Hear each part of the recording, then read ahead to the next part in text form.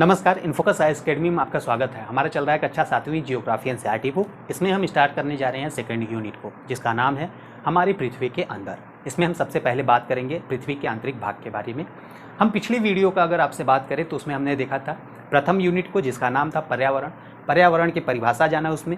साथ में हमने प्रमुख बिंदुओं को देखा और उसके साथ साथ हमने देखा स्थलमंडल, वायुमंडल तथा जलमंडल को एक बार फिर से। चलिए हम आज की कक्षा में देखते हैं पृथ्वी की आंतरिक संरचना किस प्रकार से एनसीईआरटी बताने का प्रयास करता है। तो हम देखते हैं एक प्याज की तरह पृथ्वी भी एक के ऊपर एक सकेंद्रीय परतों से बनी है।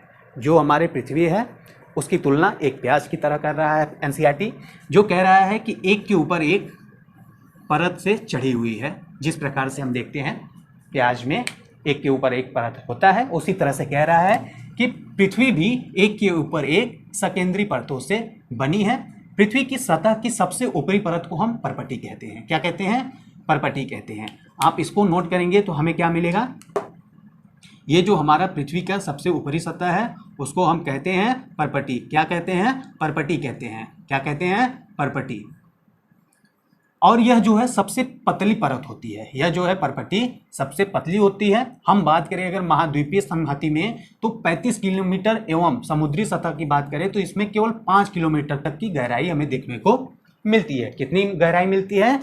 महाद्वीपीय संहति पे हम देखते हैं तो मात्र हमें दिखता है 35 किलोमीटर। अगर वहीं हम समुद्री की देखें तो वहां पे हमें दिखता है मात्र 5 किलोमीटर। कितना? मात्र 5 किलोमीटर। पॉइंट हुआ। अब इसमें देखते हैं कि महाद्वीपीय जो संहति है वह मुख्य रूप से किससे बना है? सिलिका एवं एल्यूमिना से।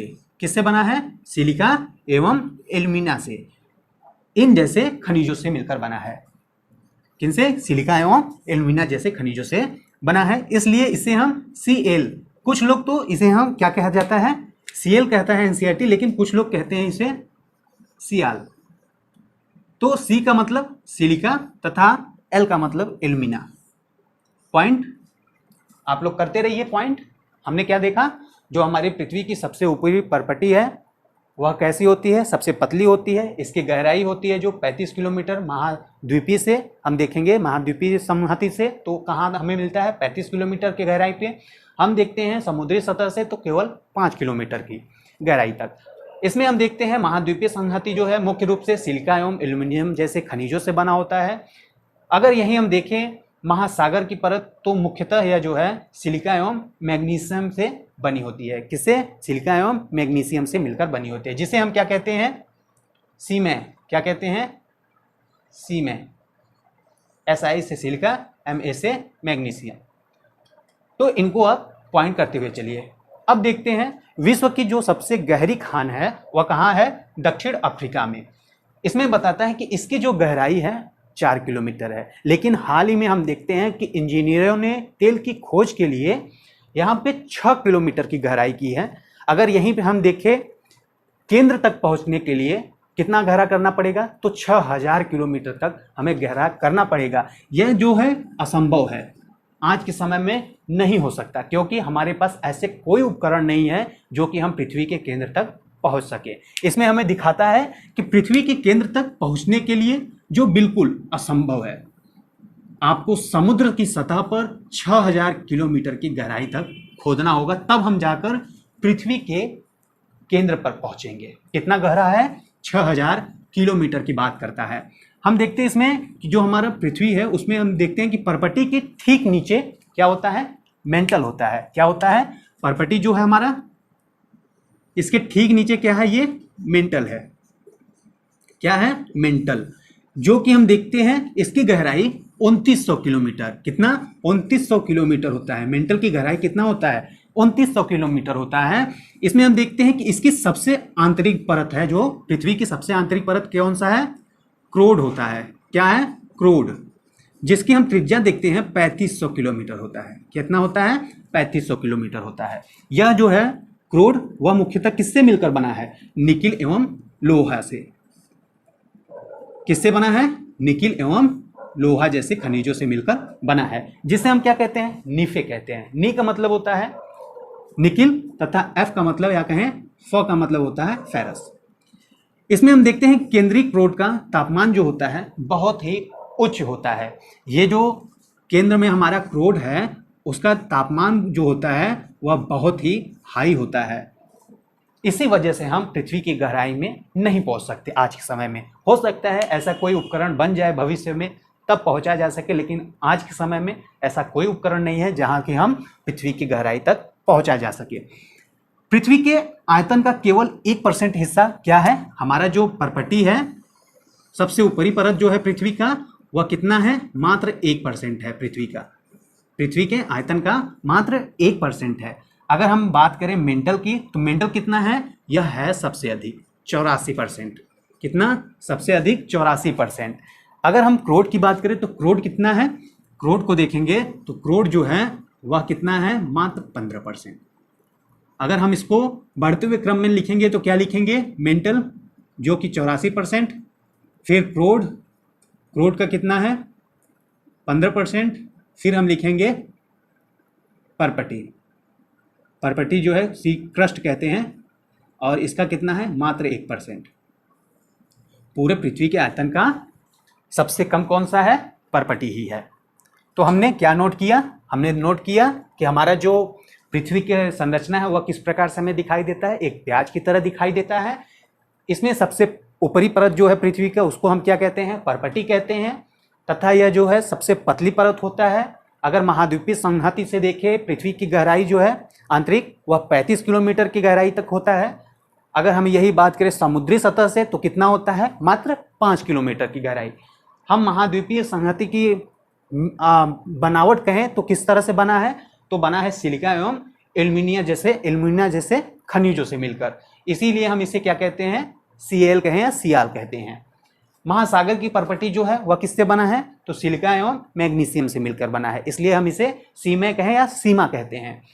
इसमें हम कहते हैं कि जो सबसे गहरी खान है वह दक्षिण अफ्रीका में है, जिसकी खुदाई कितना है? मात्र 4 किलोमीटर है। हाल ही में इंजीनियरों द्वारा 6 किलोमीटर की गहराई किया गया है। और अगर कहें कि पृथ्वी के जो केंद्र हैं उसकी जो गहराई है कितनी है? तो 6000 किलोमीटर तक की है, जो कि आज के समय में अगर कोई पहुंचना चाहे तो पहुंचना वहां पे संभव नहीं है, वह असंभव के बराबर है। उसके बाद हमने बात किया कि परपटी के ठीक नीचे कौन है? मेंटल है, जिसकी गहराई जो है कितना फैला हुआ है? वह 2900 किलोमीटर की गहराई तक फैला है।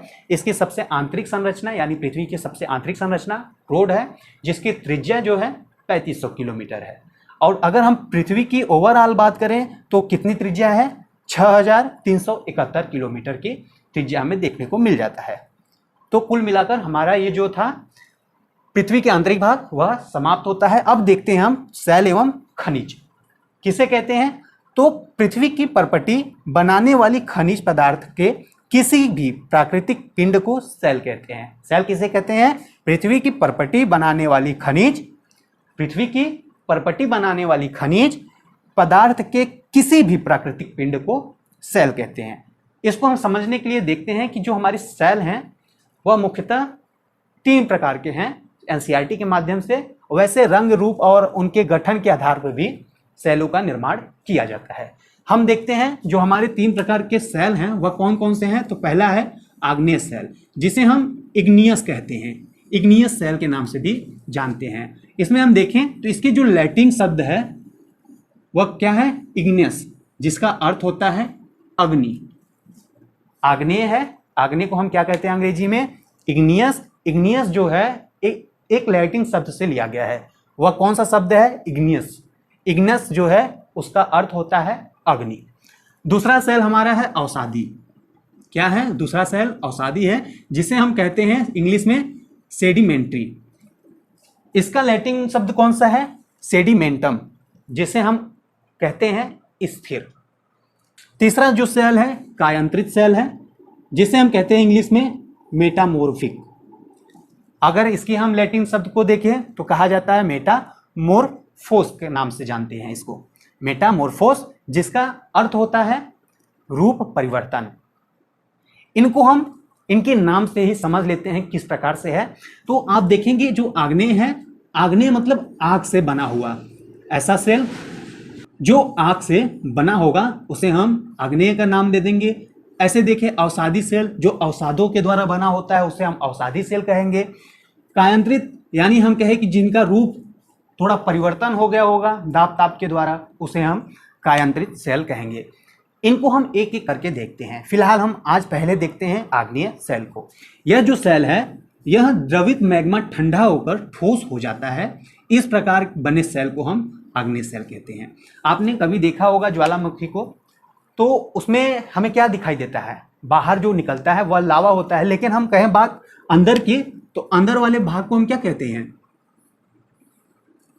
अंदर वाले भाग को हम क्या कहेंगे, अंदर वाला भाग जो होता है वह लावा कहलाता है। क्या कहलाता है, लावा कहलाता है। इसमें हम देखते हैं ये जो बाहर निकलता है, बाहर निकलने के बाद उसको लावा करते हैं, सॉरी, जो अंदर होता है उसे हम मैग्मा कहते हैं, जो बाहर निकलता है उसे हम लावा कहते हैं। तो वही कह रहा है द्रवित मैग्मा, जो द्रवित मैग्मा है बाहर निकलकर ठंडा हो जाने पर वह सेल का निर्माण होता है। वह कौन सा सेल होता है, आग्नेय सेल होता है। इसे हम प्राथमिक सेल भी कहते हैं। किस नाम से जानते हैं, इसे हम प्राथमिक सेल भी कहते हैं।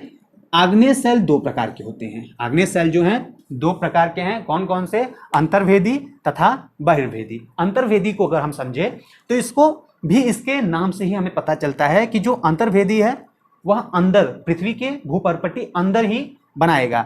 हम देखते हैं कि इसमें लिखा होता है, बहुत से विस्तार में लिखा था, हमने शॉर्ट में लिखा, भूपर्पटी के अंदर ठंडा होता है। यह कौन सा, आग्नेय सेल का पहला भाग जो है अंतर्भेदी सेल को बता रहा है कि पृथ्वी के अंदर ही ठंडा होता है। धीरे धीरे ठंडा होने की वजह से इनके दाने जो होते हैं वो बड़े हो जाते हैं। इसमें हम देखते हैं, इसमें जो जिस प्रकार के पत्थर पाए जाते हैं वह कौन सा है, ग्रेनाइट जैसे पत्थर में इसमें मिलते हैं। जो कि हम देखते हैं ग्रेनाइट का उपयोग पहले के समय में या फिर आज के भी समय में जो गाँव है वहाँ पे मसाला को पीसने के लिए पत्थरों का यूज किया जाता था। तो उसमें पत्थर कौन सा होता था, ग्रेनाइट का पत्थर होता था। अब बात करते हैं बहिर्भेदी की। बहिर्भेदी में हम देखेंगे यह लाल द्रवित मैग्मा का लावा होता है। लावा किसे कहते हैं, जो मैग्मा द्रवित होकर बाहर निकल जाए उसे हम लावा के नाम देते हैं। तो वही कह रहा है लाल द्रवित मैग्मा का लावा होता है। आंतरिक भाग से निकलकर सतह पे आकर ठंडा होता है और तेजी से ठंडा होता है, जिस वजह से इसके जो दाने होते हैं बहुत महीन होते हैं। इसमें जो हमें पत्थर मिलते हैं वह किसके, कैसे मिलते हैं, बेसाल्ट जैसे पत्थर मिलते हैं। अगर बेसाल्ट की संज्ञा देखें तो हम देखते हैं दक्कन का पठार, वह बेसाल्ट का पठार जैसे बेसाल्ट के पत्थरों का बना होता है। यानी हमने आग्नेय देखा, आग्नेय के दो भाग देखे। आग्नेय के पहले भाग अंतर्भेदी है। अंतर्भेदी में हम पॉइंट करेंगे कि यह जो है किस प्रकार से ठंडा होता है, तो ठंडा होने की प्रक्रिया इसका धीरे है, इस वजह से दाने बड़े होते हैं। यही हम बात करें बहिर्भेदी की, तो इसके ठंडे होने की प्रक्रिया तेज है, इसलिए महीन दाने होते हैं इनके।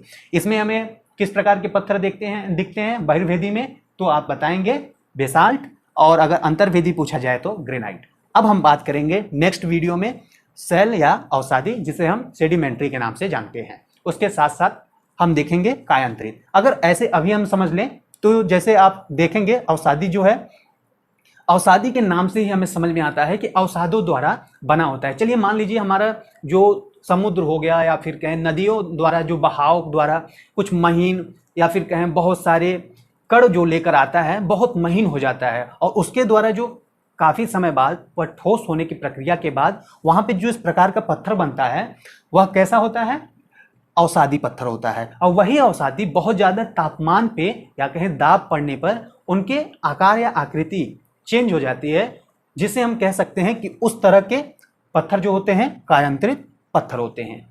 इनको हम डिटेल से समझेंगे नेक्स्ट वीडियो में। प्लीज़ सपोर्ट करिए। धन्यवाद।